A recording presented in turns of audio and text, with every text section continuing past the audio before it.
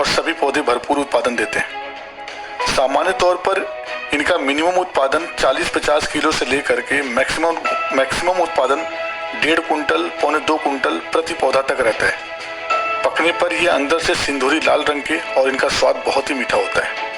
1 एकड़ खेत में यदि आपको पौधे से पौधे की दूरी 5 फीट रखनी है और लाइन से लाइन की दूरी 5 फीट रखनी है, तो इस तरह से आपको 5 बाई 5 पे प्लांटेशन करने से तकरीबन 1300 के आसपास पौधों की ज़रूरत पड़ेगी। और यही डिस्टेंस अगर आपने 5 बाई 7 की रखी है, यानी पौधे से पौधे की दूरी 5 फीट और लाइन से लाइन की दूरी 7 फीट रखी है, तो आपको तकरीबन 1000 से लेकर 1100 पौधों की ज़रूरत पड़ेगी। और ये दूरी अगर आपने 5 बाई 10 रखी है, यानी कि पौधे से पौधे की दूरी 5 फीट और लाइन से लाइन की दूरी 10 फीट, तो आपको तकरीबन 700 से 750 पौधों की ज़रूरत पड़ेगी। दूरी का चुनाव क्षेत्रफल की दृष्टि से बहुत महत्वपूर्ण है। यदि आपने ट्रायल के लिए सिर्फ 1 एकड़ खेत में प्लांटेशन करनी है, तो हम आपको रिकमेंड करेंगे कि आप इसकी प्लांटेशन 5 बाई 5 पे करें। और यदि आपने इसकी रेगुलर खेती लेनी है, यानी 3 एकड़ 4 एकड़ 5 एकड़ या 1 एकड़ से ज़्यादा में लेनी है, तो हम आपको रिकमेंड करेंगे कि आप 5 बाई 7 का चुनाव करें।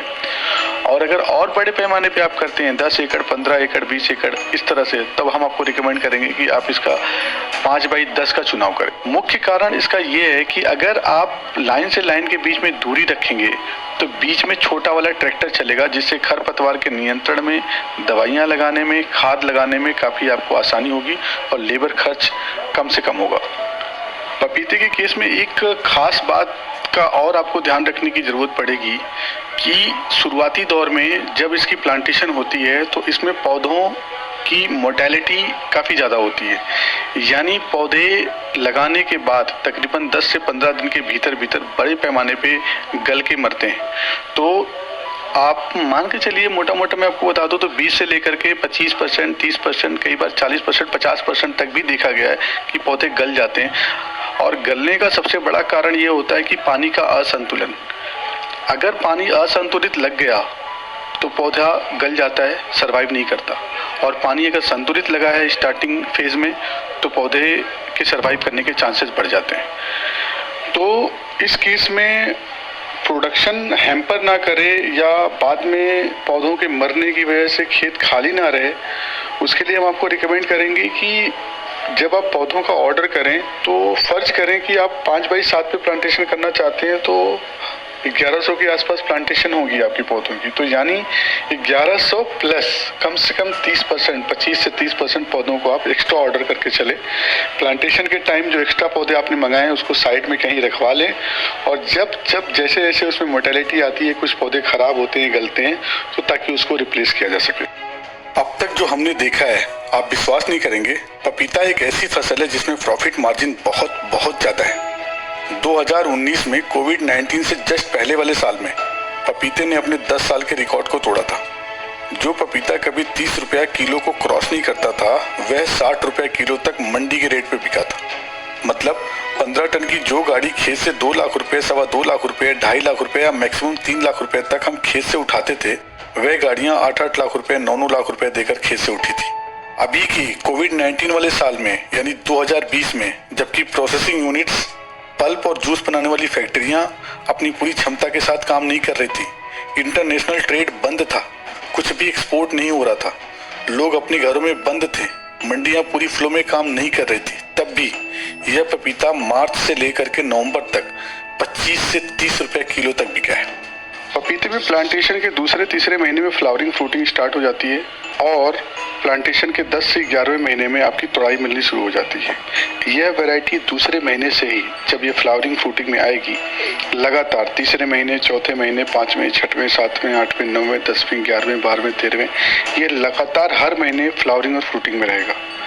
यानी 10वें 11वें महीने से जब आपकी पहली हार्वेस्टिंग होगी, तो उसके बाद प्रति महीने जैसे जैसे फ्लावरिंग फ्रूटिंग हुई होगी, वैसे वैसे आपको इसकी तोड़ाई मिलेगी। यानी पपीते की एक पूरी फसल में आपको बड़े आराम से 7-8 तोड़ाई मिलेगी। पहली हार्वेस्टिंग के तुरंत बाद से ही हर 20 से 25 दिन पे आपको एक तोड़ाई मिलेगी, और ऐसे लगातार आपको 7-8 तोड़ाई मिलती रहेगी। आपको एक साधारण सी कैलकुलेशन समझाता हूँ। फर्ज कीजिए आपने 5 बाई 7 की प्लांटेशन में 1000 पौधों से प्रोडक्शन लिया है। एक तुड़ाई आपकी 10 किलो से लेकर के 20 किलो के बीच में मिलेगी।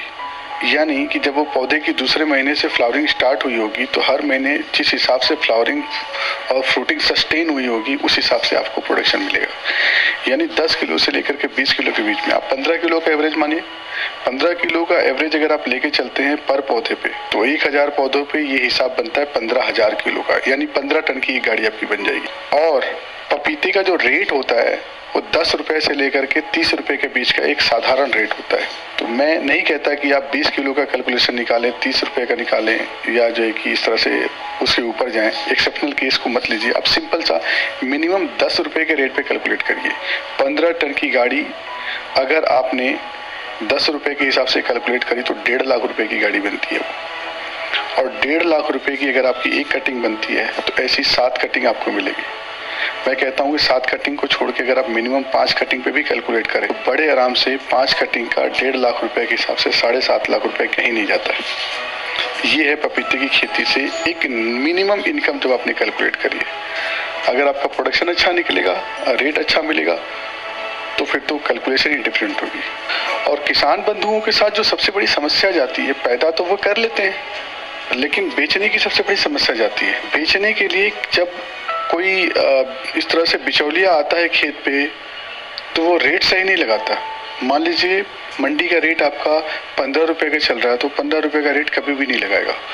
वो हमेशा आपको 10 रुपए, 8 रुपए, 9 रुपए पे जो है कि कैश पेमेंट देके निकल जाएगा। आपको लगेगा कि चलो जी 90,000 की पेमेंट हो गई, 80,000 की पेमेंट हो गई, कैश दे गया और आप उसे रख लेते हैं और गाड़ी निकाल देते हैं उसकी।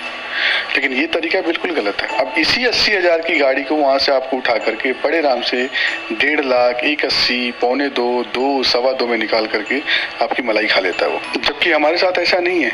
यदि आप हमसे जुड़ते हैं, हमारे साथ खेती करते हैं तो जितना भी प्रोडक्शन आपके खेत से निकलता है और जो भी उस समय का मार्केट रेट होता है उस रेट पे आपकी गाड़ी निकलती है, उस रेट पे ही आपको पेमेंट मिलती है। फर्ज कीजिए आपकी 15 रुपए की रेट चल रहा है और आपने 15 टन की गाड़ी निकाली है, 2.25 लाख रुपए की गाड़ी बनती है, 2.25 लाख रुपए आपकी खेत पे पेमेंट होगी। तो हमारा जो पोर्शन बनता है, आप सोचेंगे कि अगर आप पूरा का पूरा पैसा आप हमें दे देंगे तो आप क्या कमाएंगे।